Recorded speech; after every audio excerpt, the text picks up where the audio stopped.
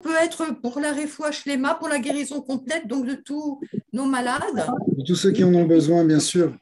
De tous En ceux qui sont malades. particulier Élodie, fille de Oui, Myriam, Sophie, oui, fille de David, oui, euh, Myriam, Viviane oui. et tous les autres qu'Hachem connaît. Bien sûr, Bezat Hachem. Et qu'Hachem envoie la refoua shlema dans le monde entier, qu'on sorte de toutes ces maladies et toutes ces peines qu'on a. Amen. On Amen. explique aussi que, voilà, que c'est vraiment un problème général, global. C'est l'humanité qui est en souffrance actuellement et qui est en exil aussi. Parce que normalement, les hommes devraient vivre dans l'état naturel du monde, qui est un état édénique. On explique dans les livres de pensée juive que l'état normal de l'homme et du monde, c'est un état qui était celui du Gan Eden. Après, c'est une dégradation, mais en fait, il faut retrouver la normalité. La normalité, c'est le Gan Eden. Et quand on cherche la guérison, c'est la guérison des âmes et des corps. C'est en fait guérir de cette grande maladie qui est cet exil que nous connaissons tous. C'est pour ça qu'on attend tellement Mashiach, parce que ça va être une étape dans ce retour à, à cette, à cette harmonie qu'il doit y avoir normalement dans l'univers. Alors, je vous remercie vraiment de m'avoir invité encore une fois. C'est un vrai plaisir. On va essayer de partager un petit peu des idées de Torah, qui, on va essayer de les orienter vers une dimension universelle qui puisse être intéressante pour tout le monde, pour les Bnei Noach en particulier, qui sont déjà dans le courant des 7 mitzvot et qui ont accepté ou qui recherchent ces 7 mitzvot. Donc à chaque fois, on va essayer de ramener ça. Alors, on parle, souvent, je commence par parler un peu du temps juif, c'est-à-dire hébraïque, du calendrier hébraïque, puisque on a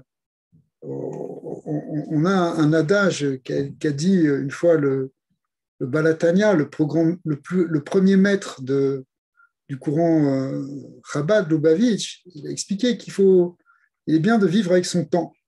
Vivre avec son temps, ça ne veut pas dire vivre avec la mode, mais ça veut dire vivre avec le temps de la Torah, le temps du texte qu'on est en train de lire au cours de la semaine, au cours du mois, le temps des fêtes. Alors, on est actuellement dans un mois qui s'appelle le mois d'Adar, qui est appelé dans la Torah aussi le 11e mois de l'année, puisqu'on commence à compter les mois à partir du mois de Nissan. Excusez-moi, j'ai dit le 11e mois, je voulais dire le 12e mois de l'année. C'est le 12e mois de l'année, le dernier mois. Le mois de Nissan étant le mois où il y a la fête de Pâques, de Pessah, bien que vous savez qu'on compte en même temps la nouvelle année à partir d'une autre date qui est le premier Tishri, c'est-à-dire c'est plutôt vers le mois de septembre. Mais au printemps, il y a un renouveau du calendrier des mois et non pas des années, et qui fait que Pessah, le mois de Nissan, le mois de Pâques, est appelé le premier mois. Et donc, le 12e mois, on l'appelle le mois d'Adar. Cette année, il y a une petite spécificité, c'est qu'il est redoublé ce mois. Donc, on va avoir 2 mois d'Adar. C'est une année, ce qu'on appelle une année embolismique, parce que vous savez sûrement que le calendrier hébraïque est basé sur 2 comptes à la fois. D'ailleurs, on vient d'en parler un petit peu, mais à la fois sur un compte solaire et un compte lunaire. Donc, les mois sont lunaires et ils dépendent du renouveau de la Lune. Mais en même temps, l'année doit suivre quand même les saisons. Si bien que, c'est-à-dire, quand on dit les saisons, ça fait référence donc au Soleil.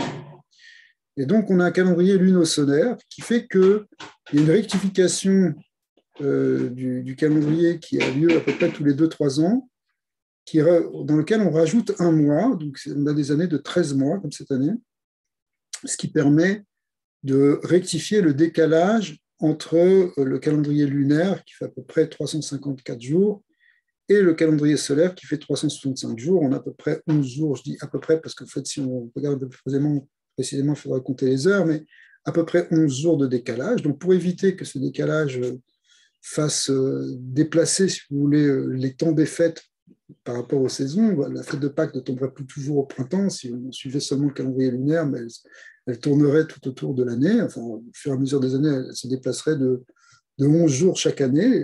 On voit ça, par exemple, dans le calendrier musulman, où c'est un calendrier purement solaire, mais dans le calendrier hébraïque, étant donné qu'on fait avec cette rectification, on apprend un verset, parce que la Torah nous a demandé de faire en sorte que la fête de Pâques tombe toujours pendant le printemps. Et donc, du coup, il y a ce calendrier qui est un petit peu plus complexe, mais qui est très précis et qui permet de retomber en quelque sorte sur ses pieds. Et finalement, c'est vrai qu'il y a un décalage qui se fait de 11 jours par an. Il y a une petite translation, mais comme chaque à peu près tous les 3 ans, en fait, c'est 7 fois tous les 19 ans pour être précis, on rajoute un 13e mois, et bien finalement, on retombe, on revient toujours à peu près aux mêmes dates, et les fêtes se passent toujours aux mêmes dates, c'est-à-dire que la fête de Pâques est au printemps, les fêtes de Rosh Hashanah et de Sukkot sont toujours à l'automne, et ça, c'est une des spécificités du calendrier. Alors, on est donc dans le mois d'Adar. Le mois d'Adar, c'est un mois qui est très spécial. Il est écrit dans le code de loi, ce qu'on appelle le Shulchan Arour, la table dressée, le code de loi, que dès que rentre le mois d'Adar, on augmente dans la joie. C'est un mois de joie, et quand il y a 2 mois, alors c'est 2 mois de joie, de Simpra, et la Simpra est très importante, et d'ailleurs on reviendra là-dessus, on va expliquer tout ça. Mais alors, il y a plusieurs raisons pourquoi le mois d'Adar est un jour de Simpra, mais un des points qui est connu, c'est qu'il y a une fête pendant le mois d'Adar qui est la fête de Purim. Purim, vous avez certainement entendu parler de cette fête, certains connaissez, c'est une fête importante, mais on peut en dire quelques mots, hein, même si cette année, la fête de Purim tombera le 2e mois d'Adar, parce que les maîtres de la Torah se sont posé la question, est-ce que quand il y a 2 mois d'Adar, quand est-ce qu'on fait la fête de Purim? Est-ce qu'on le fait pendant le 1er mois ou le 2e mois? Il y avait des avis pour dire l'un, des avis pour dire l'autre. Finalement, ils se sont mis d'accord pour dire qu'on fait le 2e mois parce que, au moins, la fête de Purim sera plus proche d'une autre fête, qui est la fête de Pessah, qui est aussi une fête de libération. Alors, je n'ai pas encore dit que Purim, c'était une fête de libération, mais en fait, on le sait, c'est une fête où les enfants d'Israël ont été libérés. On va expliquer comment. Malgré tout, le 1er mois, on marque un petit peu le coup aussi à la date donc, de Purim, qui est le 14 et le 15 du mois, le 14 Adar et 15 Adar, et on fait ce qu'on appelle une petite fête qui s'appelle Purim Katan, dans laquelle on va un peu se réjouir, on va éventuellement faire un repas, pour montrer que, en réalité, bien que la fête de Purim Véréal est fixée le 2e mois, malgré tout ce mois-là, on se réjouit déjà dans le mois d'Adar, et il y a quelque chose. Alors, c'est quoi la fête de Purim? Et après, on va expliquer un peu plus précisément en quoi ça peut nous concerner. La fête de Purim, c'est un miracle. C'est un miracle que vous connaissez sûrement. Si vous avez lu le rouleau d'Esther, qui est un des 24 livres du canon biblique, eh bien, dans ce récit, qui est un récit original, parce que c'est le seul des 24 livres dans lequel il n'y a pas de mention du nom de Dieu. Dieu n'est pas mentionné, même si les kabbalistes savent le lire en filigrane par des techniques de gematria ou de rapprochement des mots, ou, comme le Rizal dit qu'il est mentionné en fait 26 fois le nom d'Hachem dans la Megillah, mais malgré tout, dans la Megillah voulant dire le rouleau. Dans ce rouleau d'Esther, un rouleau, ça veut dire en fait, ça fait partie des hagiographes, des écritures. Et donc, c'est un récit qu'on pourrait prendre comme un récit un peu historique, mais en fait, ceux qui savent le lire comprennent que c'est le récit d'un miracle et pas simplement le récit d'une coïncidence politique qu'on pourrait comprendre comme ça si on s'en tenait à une lecture purement profane. Mais en fait, c'est quoi le miracle? C'est un événement qui s'est passé il y a plus de 2000 ans, enfin il y a 2600 ans à peu près, et qui a eu lieu en Perse, mais aussi dans le monde entier, parce que bon, la capitale à l'époque de l'Empire, c'était Téhéran, Shushan, Suse, pardon, en, en français, qui était la capitale de l'Empire perse, Perse et Mède, à la suite, si vous voulez, de la destruction de l'Empire de Babylone, et qui, dans l'histoire juive, se situe entre les deux temples. Le premier temple a été détruit par Nabucodonosor, donc par les Babyloniens.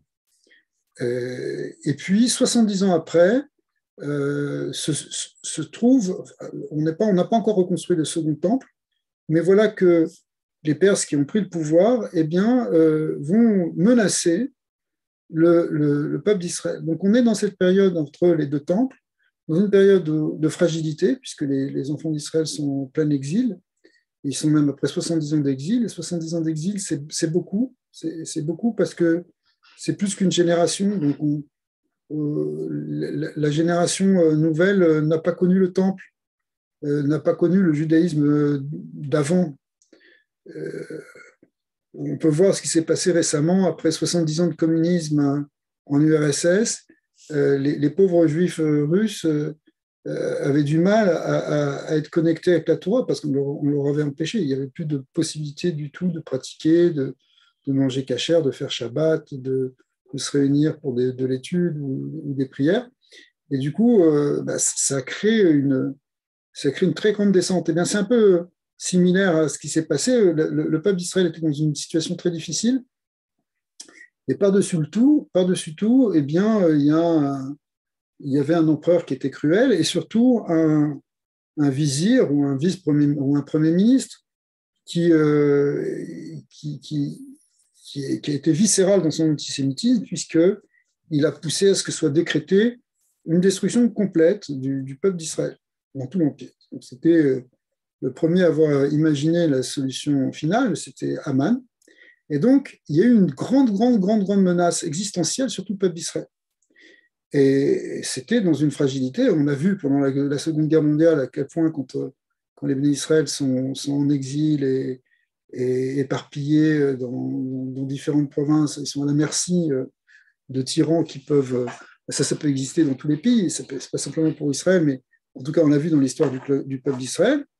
Et c'était déjà la même chose. Et puis, donc, ce rouleau d'Esther nous raconte ce récit et nous raconte comment tout s'est retrouvé, tout s'est retourné, tout a été finalement transformé et sorti pour le bien de manière extraordinaire. Et donc, chaque année, pour fêter ce miracle, les maîtres d'Israël ont institué de faire une fête de Purim avec un certain nombre de lois. Il faut lire, on lit 2 fois ce rouleau, une fois le soir, une fois le matin. On fait un grand repas, on distribue largement de la tzedaka aux pauvres, on envoie des cadeaux à des amis pour se rapprocher les uns des autres.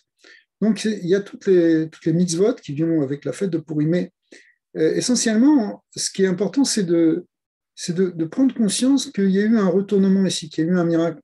Et ce miracle, il est vu comme finalement la victoire de la lumière sur l'obscurité. On était dans les plus grandes ténèbres, on était dans un moment de détresse totale et de désespoir. Et puis, il y a eu Hachem, finalement, a totalement transformé et changé la donne. Et au lieu que ce soit les tzadikim qui soient condamnés, qui meurent, et bien finalement, c'est Haman, le méchant, et ses fils, enfin, tous ceux qui étaient à la base de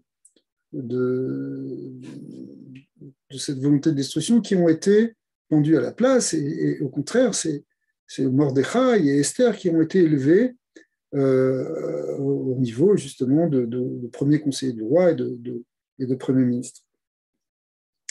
Alors, cette idée de retournement, et ça c'est comme ça qu'on lit en fait, si vous voulez, la lecture de cette Megillah. Maintenant, à un niveau un petit peu plus profond, où les maîtres, en particulier les maîtres de la Chassidoute, mettent l'accent là-dessus, ils nous montrent qu'il y a eu ici, enfin c'est le Talmud déjà qui explique ça, mais après ça a été développé dans les textes. Le Talmud, dans la Gemara Shabbat, explique que ce qui s'est passé en fait à l'époque de Purim, c'est pas simplement qu'il y a eu un miracle qui est venu du ciel, et qui a sauvé les bénis d'Israël. Il y a eu aussi une transformation, un engagement profond du peuple d'Israël. Les lois étaient telles à l'époque que si les enfants d'Israël ou les Juifs avaient voulu se convertir à une autre religion, avaient dire bon, écoutez, on va arrêter la Torah, on les aurait laissés tranquilles. Ce qu'on voulait plus, c'est pas simplement les tuer physiquement, mais on voulait surtout éliminer la Torah, éliminer le judaïsme. Bien que effectivement la menace elle était physique, c'était pas simplement comme à l'époque de Hanouka où on empêchait les gens d'étudier, mais malgré tout, les maîtres de la Torah, les maîtres du Talmud nous ramènent que s'ils avaient lâché leur religion, les Juifs auraient pu être sauvés. Et ils ont fait le contraire.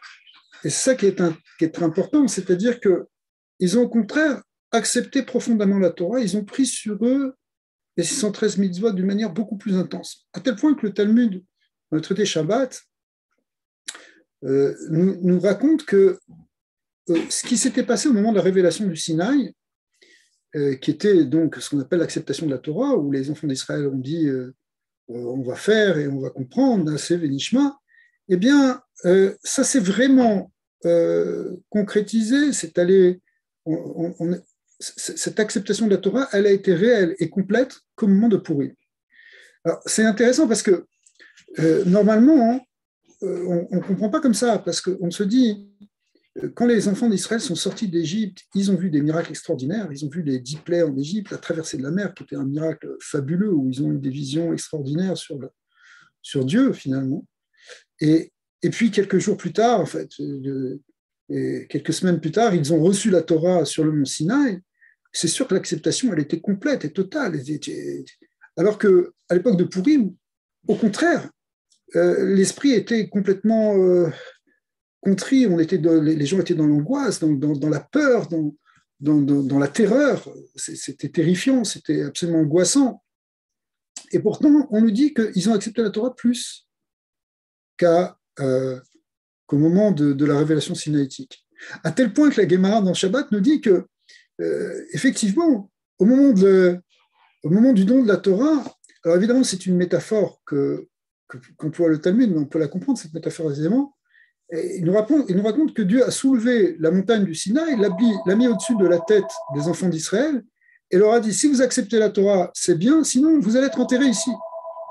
Alors les maîtres nous disent, il ne faut peut-être pas comprendre ça à un niveau, au premier niveau. Ça veut dire que l'idée, bon, je ne sais pas si vous connaissez cette idée, mais l'idée c'est que la révélation du Sinaï était tellement forte, tellement puissante, que d'une certaine manière, les enfants d'Israël n'avaient pas le choix que d'accepter. Ça veut dire, comment tu peux refuser quand Dieu se présente à toi et te dit, voilà, voici ma Torah. Tu vas dire, bien sûr, oui, je la prends. Tu ne vas pas dire, bon, écoute, non, je vais aller boire un café, je ne peux pas. Non, c'est là, c'est devant toi.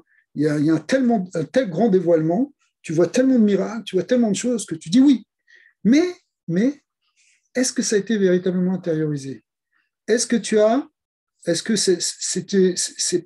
vécu un événement très grand, mais c'est pas sûr que tu l'as complètement intériorisé, c'est pas sûr que c'est quelque chose qui fait partie de toi.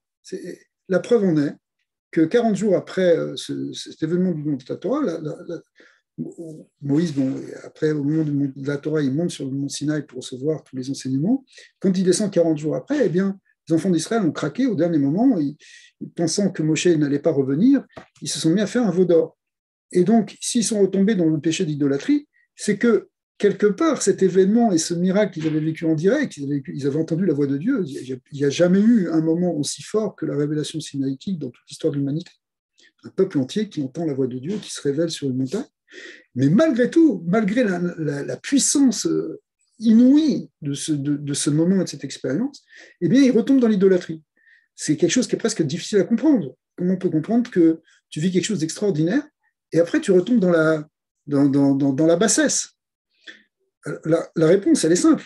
C'est que l'événement n'a pas été intégré. C'est-à-dire qu'ils ont vécu un événement très fort, mais il n'a pas été intériorisé. Il a été vécu. C'est pas rentré dans les profondeurs, si vous voulez, de chacun. Alors, l'idée, c'est qu'à Pourim, Et c'est ça le paradoxe. Dans un moment où, au contraire, on n'était pas du tout dans la révélation, on était au contraire dans l'obscurité, dans le voilement de l'exil. L'exil s'appelle le esterpanim, le voilement de la face divine. Et malgré tout, il y a eu ici un éveil de teshuva incroyable. On l'apprend dans les versets. On voit que Mordechai, qui était donc le chef du peuple d'Israël à son époque, d'ailleurs les maîtres nous disent que c'était l'âme de Moshe qui était dans sa génération. Il y a toujours l'âme de Moshe qui transmet dans chaque génération. Et bien, ce grand maître Mordechai a pris tout le monde, il a réuni au prix d'un danger énorme, puisque c'était... le Gaon de Vilna dit que dès que le décret de la future destruction du peuple juif a commencé à circuler, même si ce n'était pas marqué que c'était le peuple juif, même si ce n'était pas marqué officiellement, mais tout le monde savait de quoi on parlait. Et comme ce décret a été décrété plusieurs mois à l'avance, dès que ça a été décrété, il y avait déjà des pogroms qui ont commencé, donc c'était déjà dangereux. Mais malgré tout, Mordechai a dit non, on va aller en public, on va se renforcer, on va jeûner, on va prier. Il a pris des enfants, il leur a fait faire des versets, des enseignements de ce qu'on appelle des Mishnayot, enfin des enseignements de la Torah orale. Tout le monde a fait tchouva, les gens se sont réveillés et en public, ils ont malgré les dangers, au contraire, ils étaient prêts à risquer leur vie. Ils étaient prêts à faire don de leur vie, c'est-à-dire ce qu'on appelle en hébreu un terme très important qui s'appelle Messirut Nefesh, ils étaient prêts à donner leur âme, leur vie pour la Torah. Et là, le traité dans Shabbat qu'on a mentionné dit c'est là que ce qui avait commencé à être accepté au Sinaï a été véritablement accepté. Là, ça a été intériorisé parce que dans le danger, dans la difficulté, accepter la Torah, ça veut dire que tu l'as vraiment accepté. C'est pas parce que on te l'a imposé de l'extérieur, mais tu l'as pas intégré. La personne te demande de l'intégrer. Si tu l'intègres, c'est que ça vient de toi. Parce qu'au contraire, la solution plus simple, ce serait au contraire de se détourner de la Torah et peut-être à la limite, tu sauverais ta vie. Mais là, les Béné Israël ont eu ont pris une direction contraire, c'est-à-dire qu'ils ont fait un don de soi pour recevoir la Torah. Et ça, là, à ce moment-là, la Guémara dit, à ce moment-là, ça a été un passage clé dans l'histoire du peuple d'Israël, puisque là, maintenant, le peuple d'Israël a réellement accepté la Torah. Vous voyez, on était déjà presque 1000 ans après le don de la Torah, mais ça a pris ça pour qu'il y ait cette intériorisation, et ça a pris cette expérience difficile. Des fois, c'est dans la difficulté qu'au contraire, on peut sortir plus grand. Alors, cette Messirut Nefesh, ce don de soi, cette capacité de don de soi, c'est celui qu'il a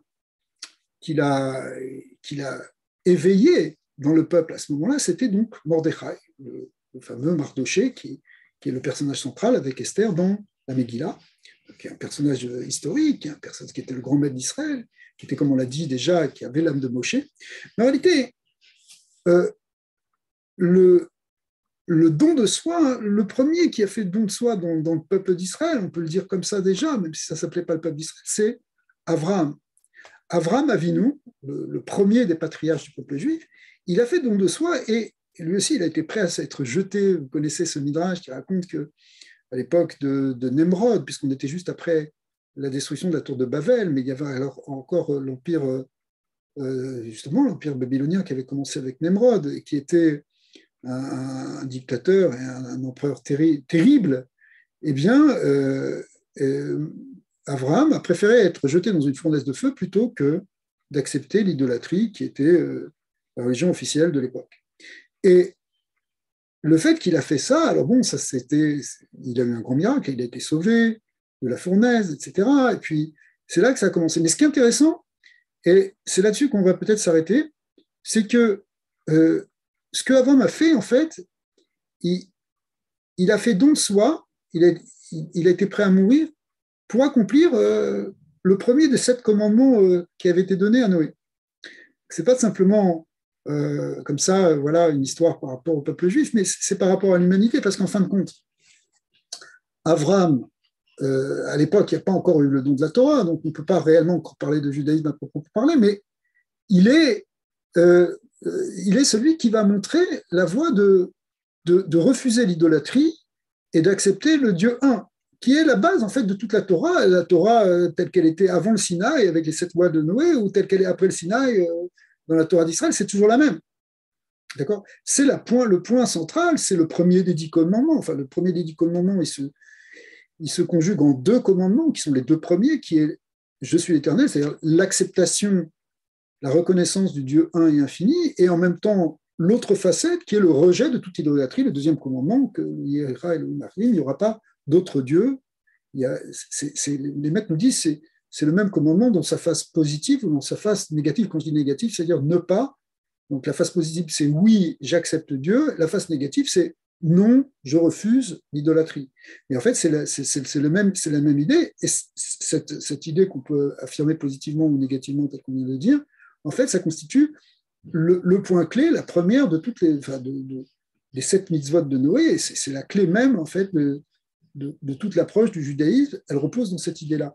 Et celui qui a donné sa vie pour ça, qui était capable de donner sa vie pour ça, c'était Avram.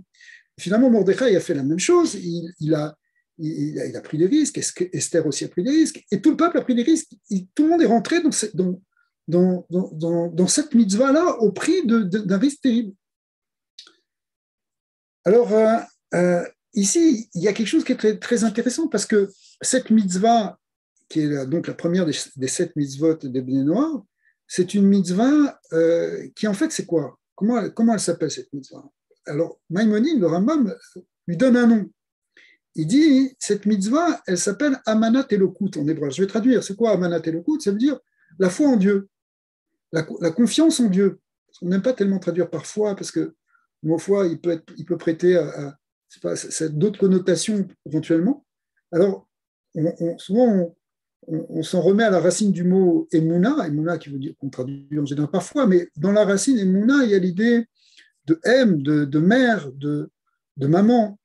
Et comme l'explique Baya ibn Pakuda, un grand maître du XIIIe siècle, qui a écrit un livre extraordinaire qui a été traduit en français, d'ailleurs, qui s'appelle Les Devoirs du cœur, que je vous recommande. Dedans, il y a un grand passage qui s'appelle Shara Bitachon. En français, ils ont traduit ça par la voie de l'abandon en Dieu, parce qu'on se donne complètement à Hachem dans ce qu'on appelle le Bitachon, la Emouna. Il explique que c'est une confiance qui est comparable à la confiance qu'un bébé a avec sa maman. Quand un bébé tète sa maman, il n'est pas en train de se demander aucune question. C'est tout à fait naturel pour lui. Il sait que sa nourriture, que tout ce qu'il va recevoir, ça vient du sein de sa mère, ça vient de sa mère. Eh bien, la vraie confiance en Dieu, et c'est ça la vraie foi, plus qu'un espèce d'exercice intellectuel, la vraie foi, c'est avoir vraiment confiance en Dieu, de telle sorte qu'on sait qu'on peut se remettre dans ses bras comme un bébé se remet dans les bras de sa mère, explique donc Rabbeinu Bechaya, Rabbi Baya Pakuda. Et ça, si vous voulez, ça, on appelle ça l'émouna. Alors, vous pouvez le traduire par confiance, vous pouvez le traduire par foi. Ce qui est important ici, c'est un point qui est très intéressant, parce que à part quelqu'un qui rejette complètement l'idée de croyance, quelqu'un qui est athée, on va dire, ou quelque chose comme ça, et même ça, il faut creuser, parce que des fois, les gens ne sont pas vraiment athées, c'est une manière de parler, mais si quelqu'un il se dit qu'il croit en Dieu, qu'il croit en Dieu, effectivement, voilà, on est dans la première des 7 mitzvot de Noach, c'est la croyance en Dieu, finalement. Eh bien, en fait, c'est pas un monobloc.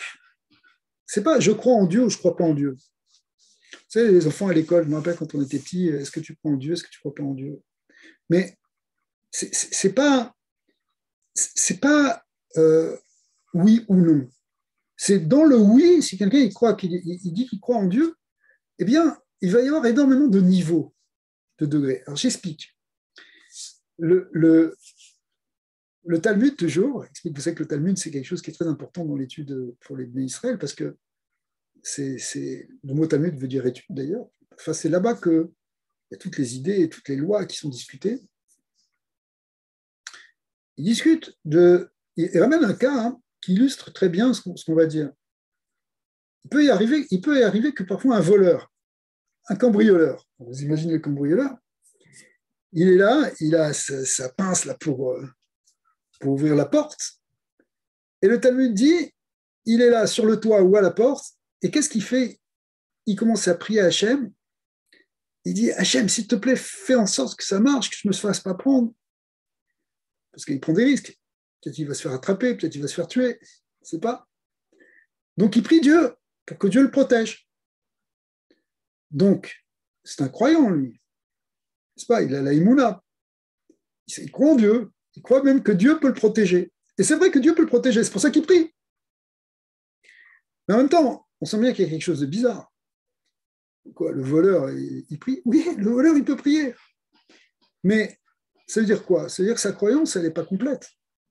Parce que s'il croyait vraiment en Dieu, et qu'il croit, il peut peut-être croire que Dieu peut le protéger, mais pourquoi tu ne crois pas que Dieu peut te nourrir aussi? Tu ne crois pas que Dieu, si Dieu il a créé le monde, et c'est lui le créateur, c'est lui aussi qui donne des lois dans le monde. Alors si tu as confiance en lui, respecte aussi ses lois. Dieu a dit ne pas voler, pourquoi tu voles maintenant? Alors, ça nous fait rire. À chaque fois qu'on lit ce passage du Talmud, on sourit. On sourit parce que c'est un peu caricatural. Mais en réalité, c'est de nous que ça parle. Pourquoi c'est de nous que ça parle? Parce que jusqu'où elle est notre confiance en Dieu? Jusqu'où elle est notre croyance en lui? Écoute, oui, moi je crois dans le bon Dieu, mais tu sais, tout ça, toutes ces lois, écoute, le bon Dieu, il est bon, moi je m'arrange avec lui. C'est une manière en réalité de montrer que ta croyance, elle est limitée. Parce que si tu as avec une vraie croyance, bah, tu t'en remets, tu suis exactement ce qu'il t'a demandé. Ah, tu as envie, tu as un Yetzer Hara, tu as un penchant qui te pousse à faire quelque chose, mais tu dis non, puisque Dieu a dit non. D'accord? Alors pourquoi tu fais comme ça? Je crois en Dieu, mais quand même, je fais. Pourquoi? Parce que ta croyance en lui, elle est limitée. Un grand sadique qui voit Hachem partout, qui sent sa présence, qui est dans une crainte d'Hachem parce qu'il perçoit la dimension divine dans tout ce qui l'entoure, devant lui, il voit la dimension de Dieu qui est derrière, cachée derrière le voile du monde. Bien lui, il ne va pas tomber dans cette faute. Pourquoi? Parce que sa croyance en Dieu, elle est beaucoup plus forte. En réalité, ça va loin cette idée parce que l'idée de croyance en Hachem, et donc, vous voyez, on touche ici à un point qui est intéressant parce que c'est vraiment la première des 7 mitzvot et c'est la plus importante. C'est une mitzvah dans laquelle on peut progresser. Il peut y avoir une dynamique.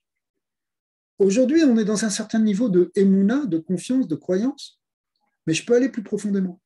Vous voyez l'exemple qu'on a donné tout à l'heure des enfants d'Israël? Ils étaient dans une croyance en Dieu formidable quand ils étaient sur le mont Sinaï.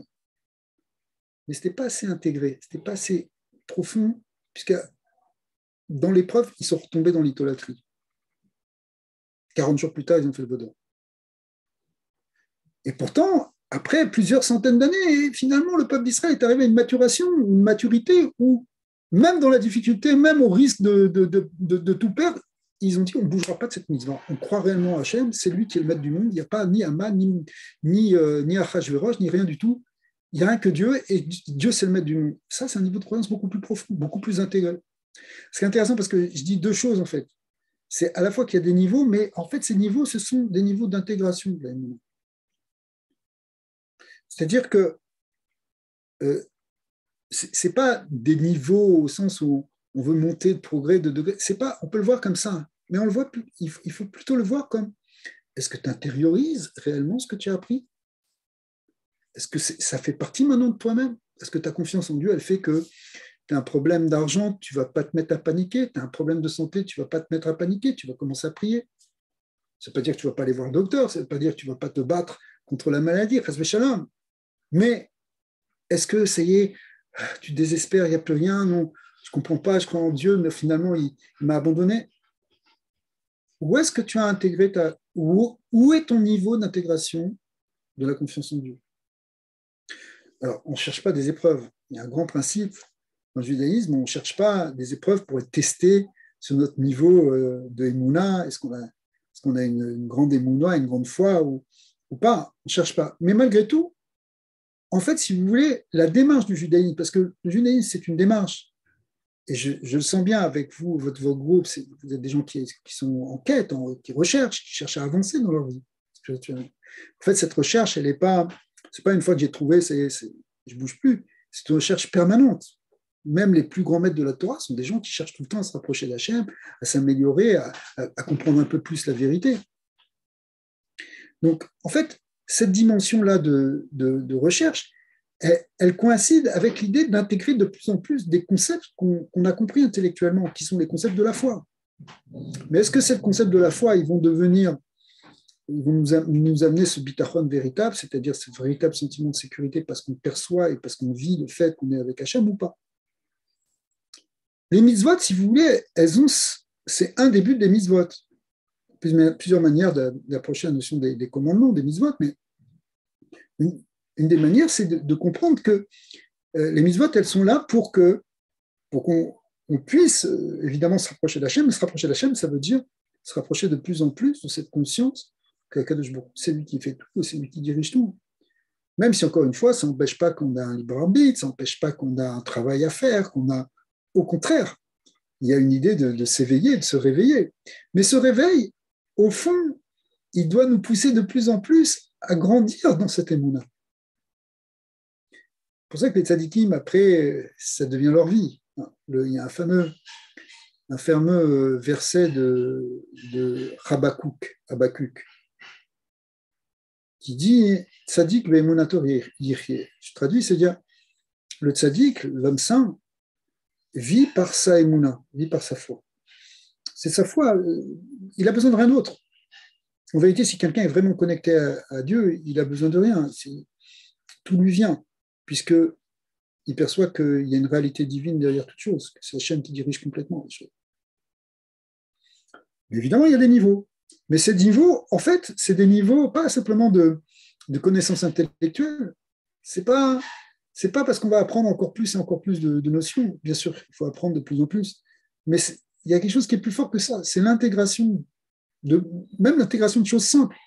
Parce qu'en fin de compte, le premier des 10 commandements, ou les deux premiers 10 commandements, la première des 7 lois de Noé, puisqu'on a vu que ça revient au même, quelque chose de simple. Je crois qu'il y a un seul Dieu dans le monde et qu'il n'y a pas d'autre Dieu. D'accord ? C'est une notion que même un enfant peut comprendre. Mais le problème, c'est jusqu'à où tu l'as compris, jusqu'à où tu l'as intégré. Et alors, on voit que finalement, il y a un travail comme ça. Alors, les maîtres nous disent, on va dire maintenant, on a besoin de la Torah pour ça. C'est pour ça que, d'ailleurs, c'est pour ça qu'on est là à étudier la Torah, et tous ensemble ici.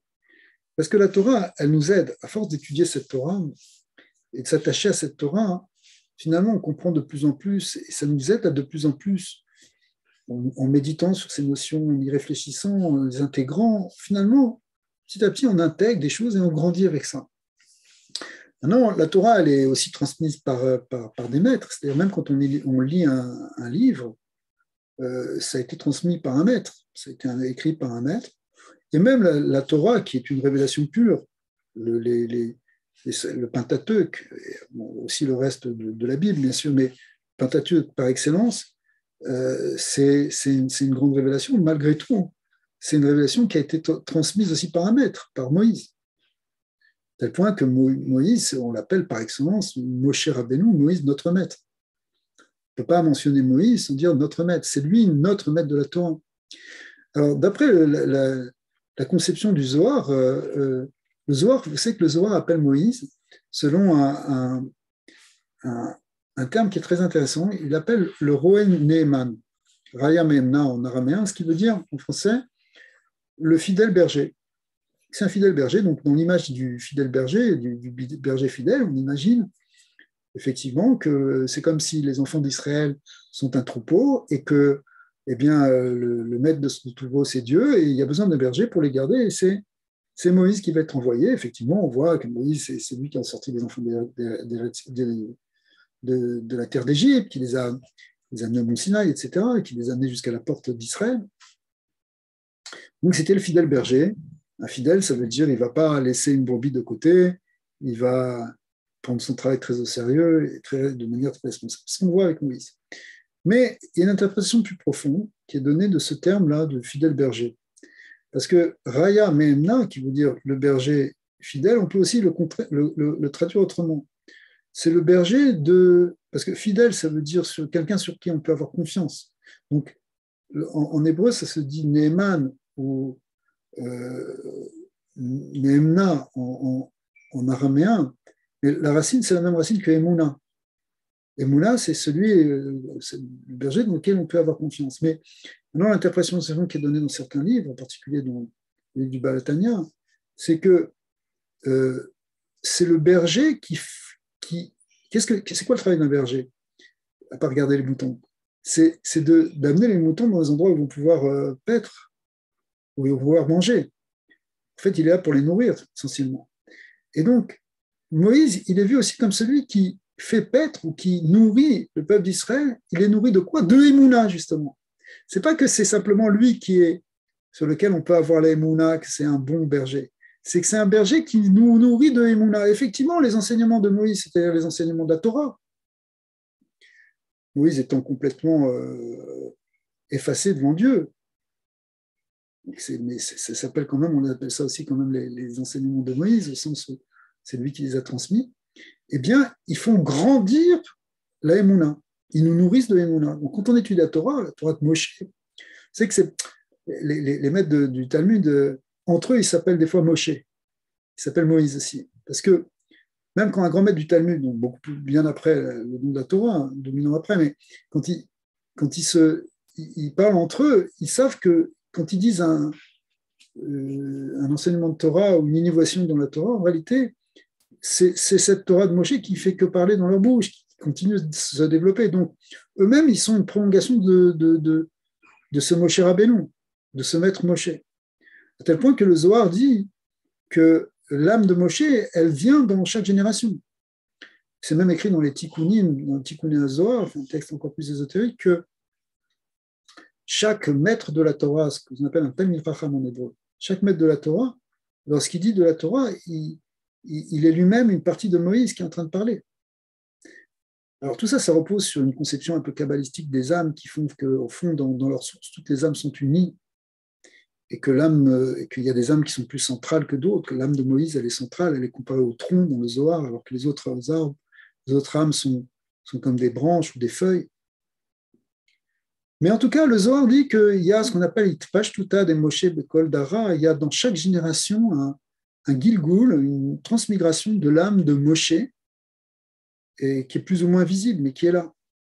Par exemple, à l'époque justement de ce qui s'est passé à Pourim, eh bien, l'âme de Moïse elle était dans Mordechai, dans Mardoché. Lui, il portait cette âme. Il était le Moïse de sa génération.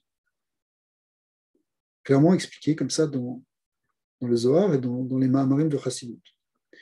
Effectivement, il n'y a pas vraiment de différence.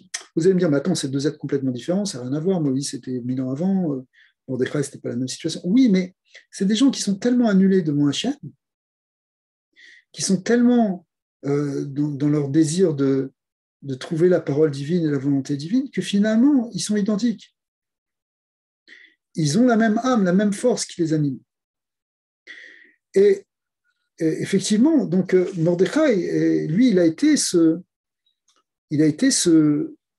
véhicule à ce moment-là de cette lumière de la Torah, et c'est pour ça qu'il y a eu un renouveau de la Torah à Purim, Taorav et Simcha, il y a la lumière de la Torah qui est revenue, et d'ailleurs, effectivement, ça a donné lieu à un nouveau livre, le livre d'Esther, et une nouvelle fête, une fête qui a été instituée, qui a pris une place très importante. Donc c'était une lumière de la Torah qui a jailli. Mais en fait, cette force ici de Mordechai, c'est qu'il a été capable de susciter et de nourrir et d'amener la Emouna, puisque c'est ça le fidèle berger, d'amener la Emouna dans le peuple d'Israël. Il a distillé, il a donné, il a impulsé cette force de la confiance en Dieu, cette force de la foi, une force terrible, puisque les gens étaient prêts à donner leur vie, donc c'était vraiment quelque chose qui était profond. Dans le cas d'Israël, c'est pour ça qu'il y a une très grande réception de la Torah, comme on l'a dit tout à l'heure. Ça rejoint un enseignement un peu qui a priori a l'air complètement différent, mais on va voir que c'est la même chose, du Talmud qui dit que pendant le mois d'Adar, donc pendant ce mois-là, ou ces 2 mois comme cette année, le mazal d'Israël est très fort. C'est quoi le mazal? Vous avez déjà entendu ce mot, c'est un mot qui est très connu. Mazal, en général, on dit c'est la chance. Ou c'est, on a parlé d'idolâtrie tout à l'heure. L'idolâtrie, c'est ce qu'on appelle aussi, on appelle ça la avoda de Kochavim ou Mazalot. L'idolâtrie qui consiste à servir des étoiles ou des constellations. Ça s'appelle Kochavim. Kochavim, ça veut dire les étoiles. Mazalot, ça veut dire les constellations. Et Mazalot, c'est le pluriel de Mazal. Donc souvent, on traduit par le Mazal, c'est ton étoile, c'est ta chance. Chacun a son étoile. Chacun il a son Mazal. D'un autre côté, le Talmud dit qu'il n'y a pas de Mazal pour Israël. Parce que, c'est quoi il n'y a pas de Mazal pour Israël? Parce qu'Israël, il peut dépasser toutes ces notions de constellation et d'étoiles et de déterminisme astral et s'attacher avec Dieu directement par la prière, et Dieu peut changer même le destin. Ça, c'est notre croyance fondamentale, c'est la croyance de Abraham, qu'on a cité tout à l'heure. Dans les étoiles d'Abraham, dans son horoscope, il était écrit qu'il n'aurait pas d'enfant et qu'il allait mourir sans enfant. Et puis, ça s'est transformé finalement. Le sang qui devait couler, ça a été le sang de la circoncision, et puis finalement, il a enfanté. C'est un exemple. Mais c'est cette idée justement que quand on s'en remet, quand on dépasse l'idolâtrie, quand on rejette l'idolâtrie, finalement, on dépasse la notion de mazal, de chance, de déterminisme. C'est pour ça qu'on dit qu'il n'y a pas de mazal pour Israël, parce qu'Israël a cette possibilité. Et d'ailleurs, j'en profite pour dire, c'est pas simplement les Bnei Israël, ça peut être n'importe quel Ben Noir qui réellement s'attache à Dieu, il peut sortir de son déterminisme. À partir du moment où quelqu'un il rejette complètement l'idolâtrie et qui rejette les forces intermédiaires, qui dit non, c'est pas les étoiles qui me dirigent, c'est pas les forces de la nature qui me dirigent, mais c'est Dieu qui me dirige, qui y croit vraiment, il peut voir des miracles dans sa vie et ne dépendra pas de son déterminisme.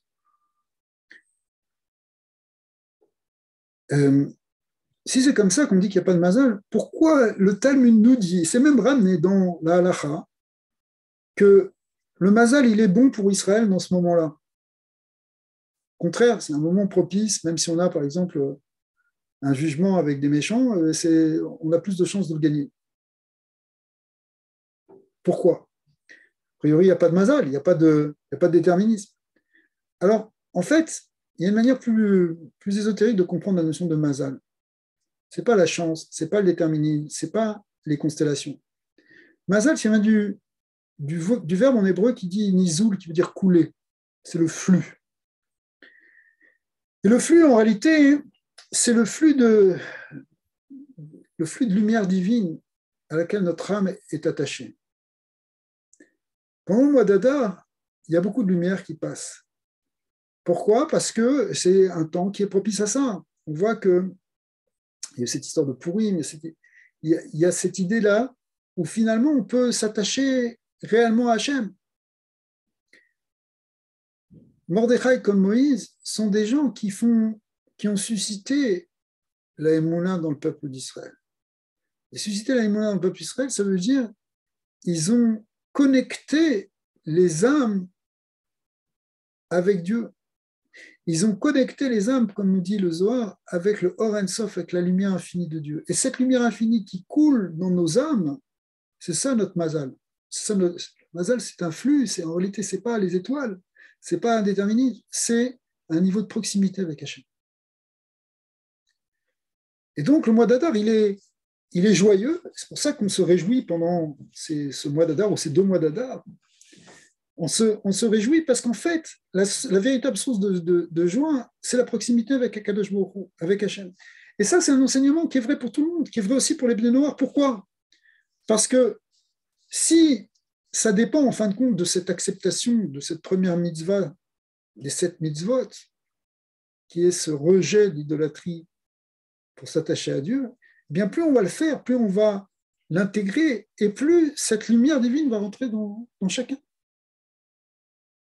Donc, ce n'est pas simplement quelque chose qui est pour l'histoire du peuple d'Israël à cause de l'histoire de Pourim, c'est quelque chose qui est vrai tout le temps pour tout le monde.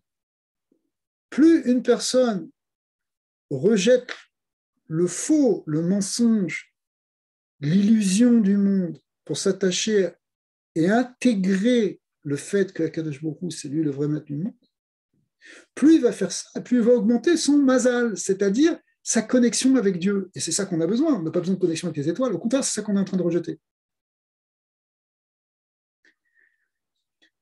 Alors, on peut dire, et on va un peu conclure là-dessus, que tout ça, c'est quelque chose qui est d'actualité, parce que le monde est trouble, il y a des incertitudes, on voit, on parlait de la santé tout à l'heure au début, il peut y avoir même d'autres inquiétudes, des inquiétudes économiques, sociales, même des menaces de guerre aujourd'hui. Donc, il y a des grandes inquiétudes, et un peu comme à l'époque de Pourim, où lorsque on est inquiet, en fait, il y a deux possibilités de réagir.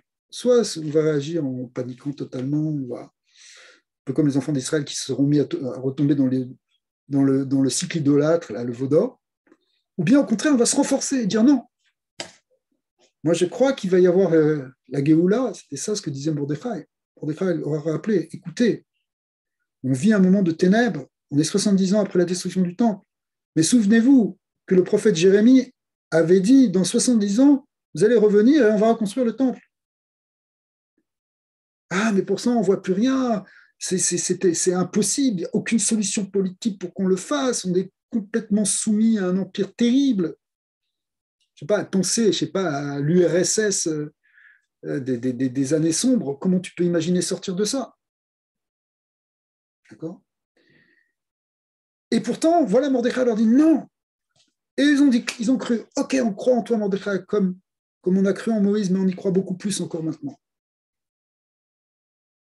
Ils ont eu cette confiance, ils ont intégré cette confiance. Et bien, nous aussi, on doit faire la même chose aujourd'hui. Il y a des choses qui nous, grâce à Dieu, on n'est pas du tout dans les mêmes conditions. Toutes proportions doivent être gardées. Pas dans des dangers que le peuple juif a connus à cette époque-là. L'humanité sans des menaces, sans fragiliser, mais malgré tout. D'accord? Mais notre réaction, enfin celle que nous proposent ces enseignements de Torah, c'est que notre réaction doit être de se renforcer, d'essayer de dire non, dépasser la peur. Vous savez que toute cette idée-là vous avez aussi entendu ce mot, je suis sûr, plusieurs fois, mais toute cette idée-là de Haman et de tous ces gens qui voulaient détruire, etc., c'est une force qui s'appelle Amalek. Amalek qui apparaît dans la Torah. On ne va pas faire parler maintenant, développer cette notion, ça a été déjà développé dans d'autres cours, je suis sûr que vous connaissez, et puis on y reviendra peut-être le mois prochain. Mais Amalek, c'est celui qui veut nous amener dans le doute, qui veut nous amener dans l'angoisse. C'est une force dans le monde, en fait, qui veut nous amener dans le désespoir. Et au contraire, quand cette force-là, elle menace, c'est là qu'il faut se renforcer dans l'aïmouna, avoir encore plus de foi et et intégrer de plus en plus profondément une notion qui est simple, mais qu'on n'a pas assez intégrée, qu'effectivement, c'est Dieu qui dirige le monde. Alors, c'est comme ça qu'on va repousser Amalek, qui est le principe de la tristesse, de la dépression, de l'angoisse. Il faut qu'on repousse ça, et c'est ça qui va amener la Géoula. Aujourd'hui, en fin de compte, on attend un moment très important, qui est la Géoula. On est dans les phases. Le rabbi Lubavitch, que d'ailleurs beaucoup considèrent comme le Mordechai de notre époque, ou le Moïse de notre génération, eh bien, a annoncé, il en a parlé, il a dit, ça a été sa mission, son message qu'il a répété pendant 40 ans. C'est-à-dire, on est rentré dans une nouvelle période, on est dans une période qui va aboutir sur Mashiach, ça va être maintenant. Alors, il faut se renforcer et pas se désespérer en se disant, ça y est, qu'est-ce qui va se passer, c'est la fin de tout. Non, pas du tout. Même si on ne comprend pas, comme on ne comprenait pas à l'époque de Mordechai, à l'époque de Pourim, on ne comprenait plus rien. C'était l'angoisse la plus grande, et pourtant on a dépassé ce sentiment d'angoisse pour mettre la confiance à la place. C'est ce qu'on doit faire aussi aujourd'hui maintenant, on doit se renforcer quand je dis on doit, c'est une manière de parler, ça veut dire, c'est ça ce qui nous est proposé, parce que si on se renforce, on a cette possibilité de transformer et d'amener un miracle qui va être le miracle de la Géoula Shlema, c'est-à-dire de la véritable délivrance avec Mashiach. Voilà. Si vous avez des questions, avec plaisir, ou des questions ou des remarques. J'en ai une, moi. Bonsoir. Allez-y. J'avais deux questions à la base. Pourquoi on appelait Moshe Rabbeinu et vous avez répondu à ça. Mais pourquoi on appelle Abraham Avinu? Avram Avinu, Avram, ça Oui, veut dire le patriarche. Avinu, ouais. ça vient du mot Av. Av qui veut dire père, qui veut dire aussi donc le patriarche. Parce qu'en fait, si vous voulez, dans l'histoire d'Israël, il y a trois patriarches qui sont Abraham, ensuite son fils Isaac, et Mm. ensuite le fils d'Isaac, Jacob. Et ces trois personnages ont donné les trois piliers fondamentaux du judaïsme. Alors, il faudrait expliquer ça, c'est expliqué dans les livres de Kabbalah, la différence entre Abraham, qui était plus du côté du chesed, de la bonté, de la générosité, Yitzhak, qui était plus dans le travail sur lui, bien qu'il était extrêmement généreux aussi, mais qui était plus sa particularité, ce qu'il a montré dans le monde, c'est cette capacité de travailler sur soi, de se transformer. Et Jacob, qui est l'équilibre entre ses forces de chesed et de gvura, d'amour et de rigueur, qui a amené la Torah, et qui est la Torah qui est à l'origine de la Torah, et puis la Torah étant elle-même cet équilibre entre la droite et la gauche, entre le chesed et entre la bonté et la rigueur. Mais on a ces trois piliers, on les appelle comme ça. Maintenant, Moïse, c'est celui qui a révélé la Torah. Donc de ce point de vue-là, il est le maître de la Torah par excellence. Donc on l'appelle Moshe notre maître, Rabbeinu. C'est la même racine que Rabbi. Rav voulant dire maître.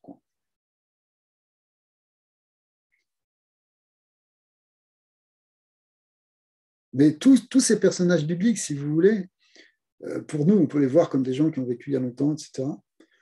On peut les voir comme des êtres qui dépassent le temps et qui sont là avec nous d'une certaine manière. Parce que, bon, ça va nous amener dans d'autres considérations, mais le fondement un peu profond de la Torah, c'est que la vie physique, c'est qu'un aspect de la vie, mais l'aspect essentiel, c'est la vie spirituelle. Or, l'âme de Moïse, elle continue d'exister. Son corps, ok, il a été enterré, mais son âme, elle continue. Et elle est là, et à chaque fois qu'on dit son enseignement, ben, son âme, elle est quelque part là, dans notre bouche, si vous voulez. Dans notre bouche, dans notre cœur, si on médite sur une de ses paroles, etc. Donc c'est pour ça qu'on l'appelle notre maître, pas simplement le maître de nos pères, ou le maître d'une génération il y a 3000 ans. Non, c'est notre maître aujourd'hui, parce que à chaque fois que vous ouvrez un livre de Torah, quelque part, c'est la prolongation de son enseignement. Donc il est là à travers son enseignement. Spirituellement, il est là. Vous voyez, physiquement, bien sûr, non. Mais spirituellement, il est là. C'est ça. Or, la vie spirituelle, elle est encore plus grande, si vous voulez. Parce que c'est ça qui compte, à tel point qu'il y a un enseignement très profond qui a été donné par des maîtres de la Torah, parce qu'on sait que la date de naissance de Moïse et la date de sa disparition, c'était le même anniversaire, le 7 Adar. Justement, pendant le mois d'Adar, il y a des raisons aussi. Tout ça est lié.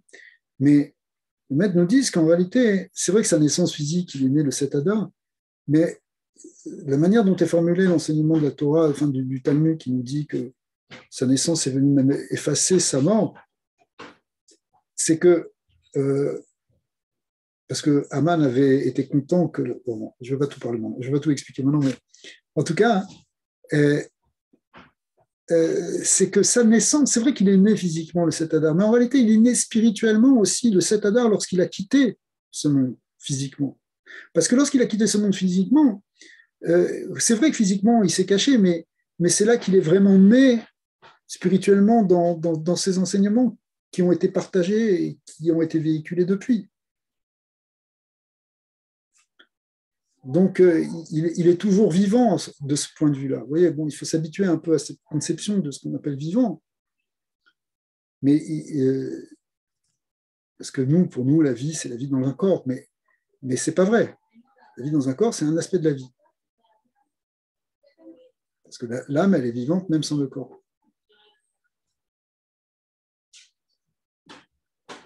Donc Moïse est toujours vivant. au travers et en particulier au travers des maîtres de chaque génération qui ont à la fois complètement intégré son enseignement, mais qui sont capables même de l'adapter pour la génération, pour donner la direction à la génération. Comme Moïse, qui était donc le berger, qui donnait la direction. Et bien, comme Mordechai, qui à son époque a donné la bonne direction.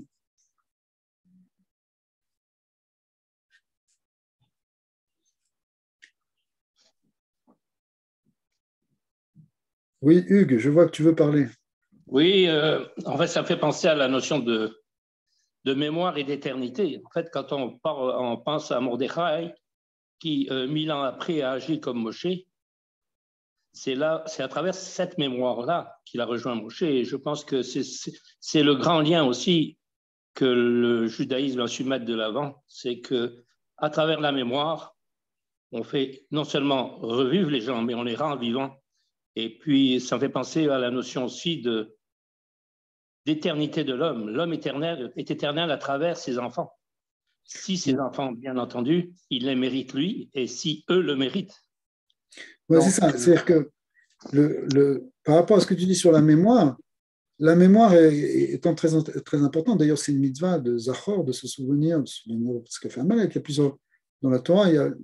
En tout cas, l'idée de mémoire, c'est pas simplement un je me souviens, comme dans certaines régions, mais c'est se souvenir. C'est une blague, parce qu'au Québec, c'est marqué comme ça sur les plaques d'immatriculation, il y a marqué je me souviens. Ce qui est intéressant, ce qui est important, c'est important le souvenir. L'idée est déjà bonne. Mais l'idée, c'est quoi de se souvenir? C'est le souvenir, il faut se souvenir pour actualiser la chose. C'est pas simplement un souvenir nostalgique du passé, d'un passé glorieux, etc., qui fait que, bon, on a encore confiance en nous. C'est pas seulement ça. Ce que tu dis sur l'éternité, sur la mémoire, c'est que, en fait, la Torah est éternelle. Parce qu'en fait, elle est intemporelle, même si on a dit qu'elle est de Moïse, mais en fait, elle n'est pas de Moïse, elle est de Dieu, qui est intemporelle. Donc, lorsque cette dimension est intemporelle, elle peut être dite il y a 4000 ans, il y a 2000 ans ou aujourd'hui, c'est la même Torah qui peut nous enseigner la même chose maintenant. Donc le souvenir qui est véhiculé par les maîtres, comme par exemple Mordechai, en réalité c'est un souvenir d'actualisation dans le présent de quelque chose. C'est vrai qu'il y a eu le don au Sinaï il y a 4000 ans, mais il est donné aujourd'hui. Aujourd'hui, on est devant le mont Sinaï, nous dit les maîtres. Si quelqu'un il ouvre un livre de Torah, il doit voir qu'il est devant le mont Sinaï, qu'il entend la parole de Dieu. Bien sûr, il est devant un livre, mais quelque part spirituellement, c'est éternel, donc c'est actuel. Donc ce souvenir que tu te souviens du mont Sinaï, en réalité, ce n'est pas un souvenir dans le temps, ouais, c'était très bien. Non, c'est maintenant.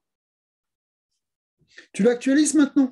Et c'est pour ça, alors il y a peut-être une adaptation au sens où il faut le dire par rapport à une orientation, une direction qui est propice au temps actuel, mais c'est le même message. Donc, Mordechai, il a renouvelé le message du Sinaï 1000 ans après, pour la génération et avec la difficulté qu'elle avait à surmonter. Donc, il a trouvé l'enseignement dans la Torah pour leur donner, il leur a montré ce qu'avait fait Abraham, il leur a montré ce qu'avait fait Moïse, il leur a montré qu'eux aussi étaient capables de faire la même chose et qu'en faisant la même chose, ils allaient se transformer leur destin. Et nous, c'est vrai pour nous aussi, même si on ne voit pas Mordechai aujourd'hui. Mordechai, ça nous paraît comme un personnage biblique, mais il est là aussi, cet enseignement, il est là. Tu ouvres la Megillah, tu ouvres la Torah, eh bien, il y a l'enseignement qui est là, et la parole de ces maîtres résonne, et elle te parle. Et en plus, on a eu la chance d'avoir, parce que, entre autres, on a des grands maîtres de la Torah, mais entre autres, on a eu l'âme du Rabbi de Lubavitch, qui était extraordinaire. Certains ont dit, des gens qui ne sont pas des rabbats, des âmes comme l'âme du Rabbi de Lubavitch, il y en a une tous les 1000 ans qui descend comme ça. Et il a donné des clés et une orientation pour ce qu'on vit maintenant. Ce que je vous dis, c'est le Rav Aberger qui a dit ça, c'est des gens qui ne sont pas des rabbats. Ils ont dit, l'âme du Rabbi, c'est une fois tous les 1000 ans qu'il y en a une comme ça.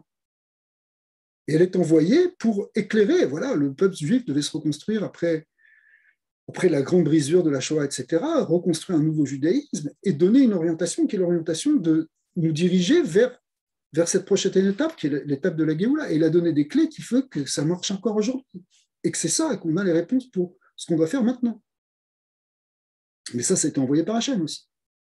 c'est des Neshamot, comme dit Rashi au début du Chumash, que les Neshamot, les âmes des tzadikim, des grands saints, Dieu les saupoudre dans certaines générations pour éclairer les générations. Donc, la même chose, l'âme de Mordechai, elle est venue, à ce moment-là, on avait besoin de gens comme Mordechai et Esther pour surmonter cette épreuve. S'ils étaient venus 2 générations avant ou 2 générations après, c'était pas bon, il fallait qu'ils viennent là. Mais ça, c'est Dieu, il sait qui a envoyé, à quel moment. C'est quand même lui qui dirige le monde et c'est lui qui dirige les âmes. Mais dans leur génération, ils sont venus donner ce qu'il fallait. Et nous aussi, on a ce qu'il faut. On est paré, on sait que les clés, une des clés, c'est les 7 mitzvot béné noirs. C'est le rabbi qui est venu nous les dire. Hein. C'est le rabbi, ça. Le mouvement des béné noirs. Attention, je ne suis pas en train de vendre le rabbi. C'est parce que réellement c'est la même, c'est clair, c'est la même âme que celle de Mordechai. Il a fait les mêmes choses. C'est beaucoup inspiré de Mordechai. Et il a expliqué l'idée d'amour du prochain, l'idée de tzedaka, l'idée de joie, toutes les clés dont on a besoin aujourd'hui, elles sont là. Bon, il y a d'autres enseignements, ce n'est pas le seul. Il y a d'autres maîtres, il y a Rabbi Nachman, certains, je sais, ils connaissent beaucoup.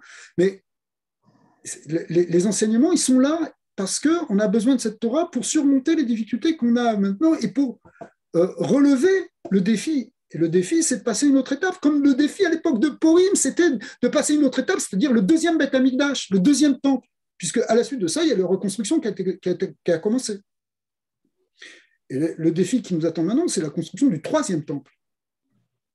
Et on sent, tous les signes sont là, même si aujourd'hui, on a l'impression que tout a l'air de se bloquer, comme à l'époque de Purim, on pensait que ça y est, on était arrivé au bout de 70 ans, que les prophéties de Jérémie allaient enfin se réaliser, et hop, il y a une menace existentielle beaucoup plus grande.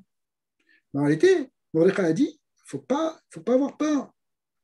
Il ne faut pas commencer à rentrer dans ces histoires-là. Il n'y aura rien, il n'y a rien qu'à chaîne. Vous allez voir les miracles. Et il y a eu les miracles. Il attendait simplement qu'on se réveille.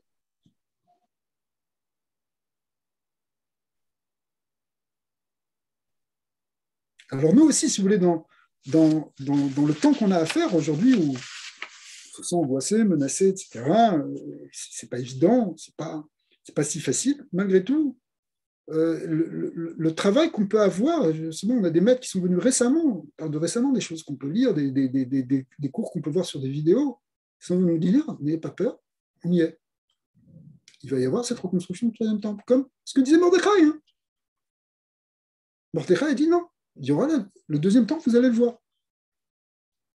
Je viens renouveler la prophétie de Jérémie. Le rabbi lui-même, il a parlé, à un moment, il a dit, il a fait comprendre qu'il parlait souvent de prophétie. La prophétie, ça n'a pas complètement disparu depuis la destruction du 1er temple. Il y a eu toujours des gens qui étaient des grands maîtres d'Israël qui avaient une dimension prophétique. Parce qu'ils sont tellement saints, tellement proches d'Hachem que quand ils disent quelque chose, ça vient d'une source très vraie.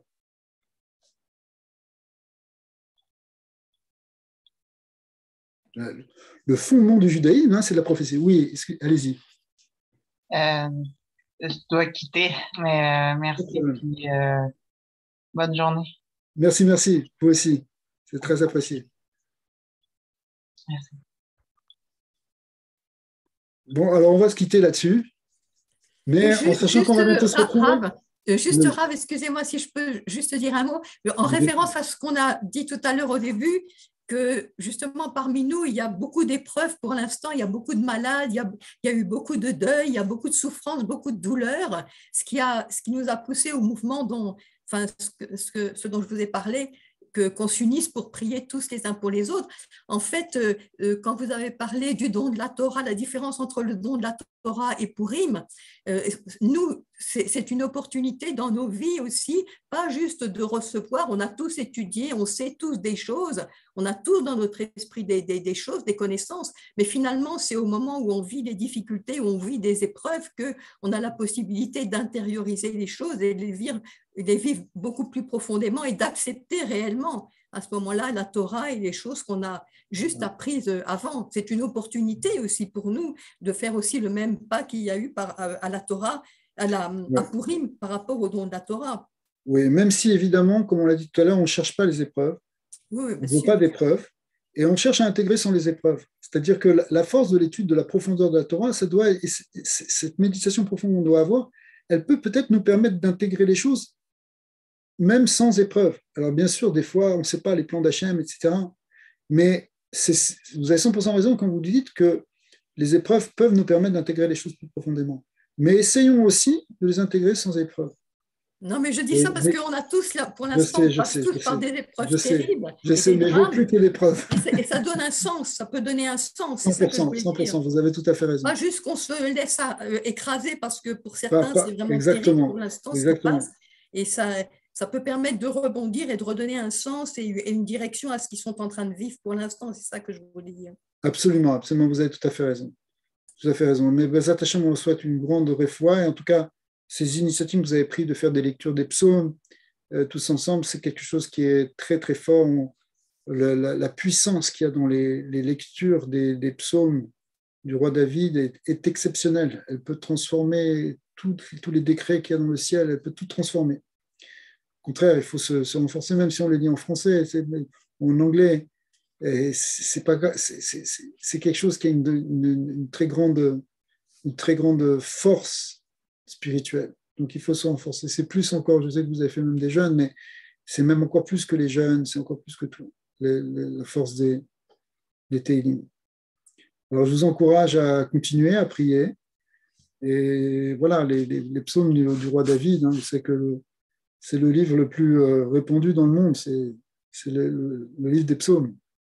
Parce que David a traversé toutes les difficultés spirituelles et morales que peuvent rencontrer tous les êtres humains. Et donc tout le monde se reconnaît finalement dans ces versets. On s'y retrouve tous. Et quand on lit les versets des psaumes, en fait, c'est notre âme qui parle, qui s'exprime et qui se connecte à Dieu. Donc, on ne peut qu'encourager cette initiative et au contraire favoriser. La plupart des prières juives sont basées sur des psaumes. Pour ça, dans les cours précédents, on rajoute en cours des lectures de psaumes tous les jours. C'est quelque chose qui est extrêmement, extrêmement bon. Et il faut continuer si Dieu veut. Ça va amener la réfoua chez les mains pour tous les malades. Amen, amen. Amen. Bon, ils ont parlé de jeûne, en fait, pour signifier qu'ils se joignaient à moi tout le temps où j'étais au Kotel et où ils savaient que, finalement, du matin jusqu'au soir, j'étais là-bas pour relire les psaumes. Et donc, ils ont lu en continuité. Ce n'est pas une question de jeûne et de ouais, non, c'est pour dire. Non, c'est parce que souvent, on associe ça aussi à des jeûnes, mais c'est juste une petite parenthèse parce que dans notre génération, on n'est pas tellement fort pour jeûner comme des gens des générations précédentes. Mais par contre, la force des psaumes est très forte, très très forte. Donc c'est surtout vers ça qu'il faut s'orienter. Si on veut changer, Hachem, il veut simplement qu'on se rapproche de lui. Et évidemment, la prière, c'est un des moyens les plus importants. Et dans les trois patriarches dont on parlait tout à l'heure, Avram a montré la voie des bonnes actions. Faire du bien, il invitait les gens, il allait voir des malades, etc. Ça, c'est un des grands piliers du judaïsme. Le deuxième pilier, c'est celui d'Isaac. On a dit, c'est le travail sur soi, en fait, c'est la prière. Lui, il a montré le chemin de la prière. Tous priaient, bien sûr, tous étudiaient, mais lui, il a montré la puissance de la prière. On voit des versets qu'il est en train de prier dans les champs, etc. Et puis, Yaakov, c'est l'étude. Lui, il était assis dans les tentes de l'étude, dans les tentes de la prière aussi, mais dans les tentes de l'étude essentiellement. Ce sont les trois piliers du judaïsme, c'est pour ça qu'on a trois patriarches. C'est juste pour donner un petit éclairage par rapport à ce qu'on disait tout à l'heure. Mais donc il faut se renforcer aussi dans ces trois choses, c'est-à-dire des bonnes actions, faire des actes de bonté autour de nous. Le rabbi a souvent dit que c'est les actes de bonté et de générosité qui vont amener la Géoula, qui vont amener la délivrance du monde. Se renforcer dans la prière, se renforcer dans l'étude. C'est toujours ce qu'on peut faire. Amen, amen, merci beaucoup. Avec plaisir. Alors, merci à vous tous. J'espère qu'on pourra continuer. Je souhaite une bonne santé à tous, en particulier à vous, Tzipora aussi, que vous puissiez continuer à nous motiver, à nous réunir. Amen. Travail magnifique, extraordinaire. Et merci à tous les amis de Montréal qui se sont joints. Que Dieu vous bénisse, que Dieu bénisse votre groupe, vos familles, votre pays. Amen. Que vous soyez toujours tous plus nombreux aussi là-bas. Merci. Merci, Rabbi, pour cet excellent cours. Merci Francis. À bientôt. Merci. À bientôt à tous. Merci. Merci beaucoup. Ok, alors on reste en contact. À bientôt. À bientôt. Merci, Shabbat Tov. Bonne semaine.